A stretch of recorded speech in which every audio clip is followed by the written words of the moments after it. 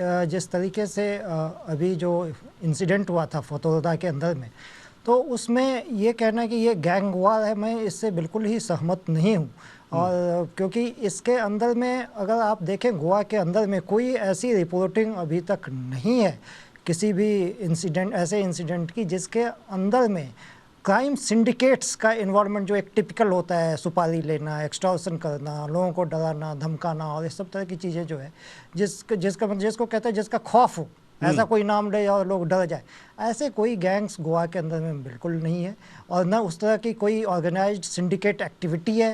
ये जो झगड़ा भी हुआ था उसके अंदर में कोई टेरिटरी को लेके या किसी इलीगल इकोनॉमिक एक्टिविटी को कैप्चर करने के लिहाज से ये झगड़ा नहीं था जिसकी वजह से ये कहें कि वहाँ पे कोई गैंग वार था।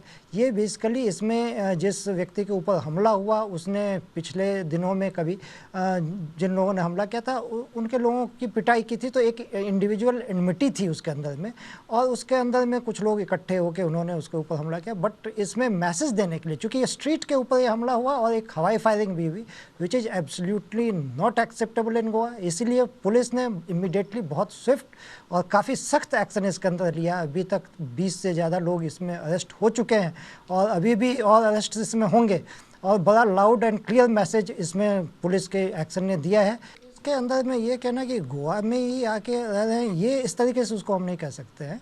पर यस, जब भी गोवा में आते हैं तो हमारा इंटेलिजेंस कल्टिवेट करना, उनको वॉच के अंदर रखना। अभी इसके अंदर में हॉस्पिटैलिटी इंडस्ट्री के साथ मिलके हम लोग कुछ ऐसा मैकेनिज्म डेवलप करना चाह रहे हैं जिससे रियल टाइम इंफॉर्मेशन शेयरिंग हो सके। बिकॉज हॉस्पिटैलिटी इंडस्ट्री में प्राइवेसी इश्यूज भी होते हैं, तो उन प्राइवेसी इश्यूज को केयर करते हुए क्या हम कोई ऐसा मैकेनिज्म डेवलप कर सकते हैं, उस पर ऑलरेडी विचार चल रहा है। सो दैट जो क्रिमिनल एलिमेंट्स हैं वो अगर गोवा के अंदर आके कहीं रेफ्यूज लेने की कोशिश करते हैं तो डेफिनेटली रियल टाइम अगर हमें इंफॉर्मेशन मिल जाए तो वो that will go a long way in checking entry of such people into Goa. तो उसके ऊपर काम चल रहा है। ड्रग्स के ऊपर गोवा पुलिस कई तरीके से काम कर रही है, जिसमें एक तो मैं आपको ये बताऊं कि ड्रग्स के लिए जीरो टॉलरेंस पॉलिसी है।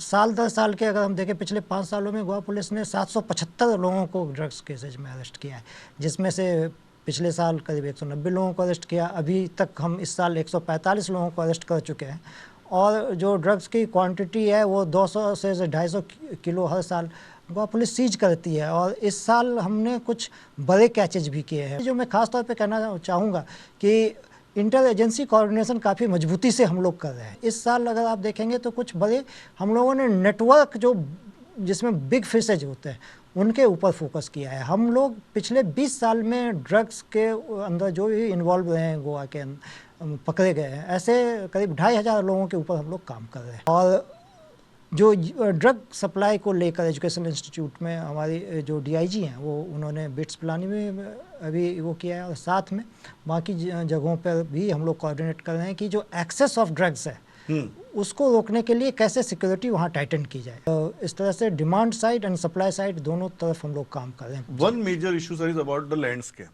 पर हम लोगों ने अभी तक 12 केसेज चार्जशीट किए हैं इसके अंदर में और मल्टीपल अरेस्ट्स इसके अंदर में हुए हैं। और जो ईडी का एक्शन है तो ईडी को जब हम एफआईआर रजिस्टर करते हैं जहां मनी लॉन्ड्रिंग की संभावना है तो ईडी के साथ हम लोग शेयर करते हैं और जो इन्वेस्टिगेशन हमने की हुई होती है उसको आगे फिर ईडी बढ़ाती है और अपने हिसाब से जो उनका पीएमएलए का है उसके अंदर वो लोग करते हैं। पर इसमें मैं यही कहना चाहूँगा कि अभी तक जो एसआईटी की इन्वेस्टिगेशन है वो काफ़ी ट्रैक पे है और उसी के वजह से अभी तक 12 केस हमने चार्जशीट किए हैं और बाकी केसेज की भी इन्वेस्टिगेशन हम जल्दी ही उसमें एक्सपेडाइट करके और इसको लॉजिकल कंक्लूजन तक ले जा। बड़े तादाद में जो गोवा से बाहर के लोग एज वर्क फोर्स के तौर पे यहाँ आके रहते हैं तो उसमें से इस बात की संभावना हो सकती है कि उसमें क्रिमिनल एलिमेंट भी आ जाए। तो इस मकसद से इस ड्राइव को चलाया जाता है। जैसे इस साल लगभग 2 लाख लोगों का हम लोगों ने वेरिफिकेशन किया है 2025 के अंदर में।